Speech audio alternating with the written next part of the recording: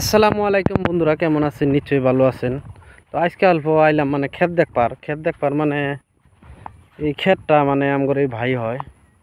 তো ওনার ক্ষেতে প্রচুর পরিমাণে ধান মরছে আর কি, বাড়ির থেকে দেখা যায়। তো আমার খাত আল্লাই দিলে ভালোই হয়েছে, কিন্তু এই ধানটা ওয়াটা গাছে বাছে খুব সুন্দরই হয়েছে। ওয়ার বাদে আপনার দেখেন অবস্থা ক্ষেতের, মানে এইরকম ভাবার তো নেই আর কি। বিরাট মনে দুঃখ লাগলো, কারণ দুঃখ লাগারই কথা। আমগরে এই জায়গা দিয়ে বুরু ধানই হইলে সবচেয়ে বড় আবাদ আর কি। আমগরে আমরা সব কৃষিজীবী মানুষ, আর আমগরে এই এলাকার মানুষ যা আছে এই বুরু ধানের ক্ষেতের উপরেই নির্ভর করে সবই পোলাপান পড়া, বাড়ির খরচপাতি সব চালানো হয়।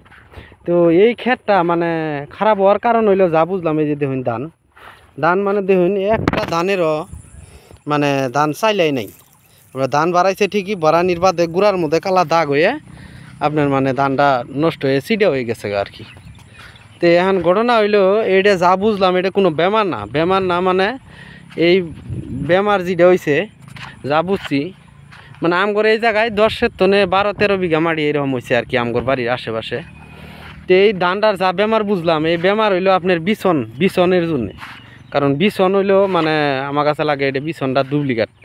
একে ধান করে কয়, একে ধান, তারপরে আপনার এই মায়া ধান, আবার আর একটা ধান বা আইছে মায়া, এটা এখনও ধান বাড়াই নেই।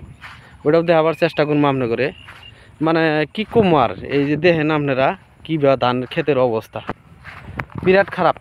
খারাপ মানে দেখুন আপনার 100 হিসের মধ্যে কমসে কম 80টা হিসাই মানে হয়ে গেছে গা, মরে গেছে গা। কত জায়গায় অল্প কম হয়েছে, কম মরছে। কিন্তু ঘটনা হয়েছে এটা মানে ডুপ্লিকেট বিছনের জন্য হয়েছে। মানে আমগর এই জায়গায় কতজনে বিছন পানাই, অবশ্যই আমগর এই জায়গার লোকাল জিল্লা সারের দোকান, এরা অবশ্যই এই দানটা দেয় নাই। কারণ আমগর ওরা বুঝে যে কৃষক একটা বস্তু এত কষ্ট করে আবাদ করার বাদে খারাপ বিছন দিমু, তাইলে তো বিরাট ভেজাল হবো। আর অনুকার আশেপাশের মানুষ কি ভাই কি কব, মানে এই ধরাটা খাইছে বেশিরভাগ জাহেরা যিনারা ফাঁকে তনে বিছন আনছে। মানে আমগর এই লোকাল জায়গায় সার দোকানদারের ঘর কাছে মানে বিছনের কমতি আছিল, তার জন্য কত মানুষগুলা ধরুন ফাঁকে তনে আপনার বিছন মানে আনবা নিয়ে গেছে, অল্প কম রেটে পাইছে। তো এই যারা মানে এই বিছনগুলো আনছে দেখুন ধানের অবস্থা, এই যে এত সুন্দর একটা হিসে যদি কোন 5টা ধানও নাই, কারণ ময়রা ছাবা হয়ে গেছে গায়ে একদম চিড়ে। এবার করে হইলে তো আর কৃষক বাঁচবো না।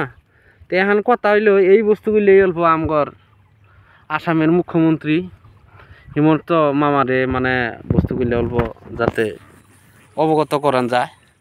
আর বিশেষ করে আমি কিছুগুলো মানুষের কই, আপনারা যাতে এই কৃষকের আবগের ঠকান। তো ভিডিওটা ভালো লাগলে সবাই শেয়ার করবেন। মানে এটা একটা গুরুত্বপূর্ণ কথা, কারণ আমগরের সবই আবাদ মৌসুম করে খাই আমরা। তো এবার যদি হয়, কারণ এটা গরিব মানুষের পেটে লাথি দাও, গরিব আর ধনির কথা নাই। কতজনে আছে মাটি, এই মাটিটাই এই যে ক্ষেতটা দেখাইতেছি আপনাকে, এই ক্ষেতটা ঠিকা নিছে একজন মানুষে বহুত কষ্ট করে, ঠিকা দেওয়া লাগবো, মোটর ভাড়া দেওয়া লাগবো, সার খরচ আছে, আল বাওয়া খরচ আছে। এত কষ্ট করে যদি আবার ধান হয়, তাহলে এই গৃহস্থর তো আত্মহত্যা করা ছাড়া ব্যবস্থা মানে কোনো নাই।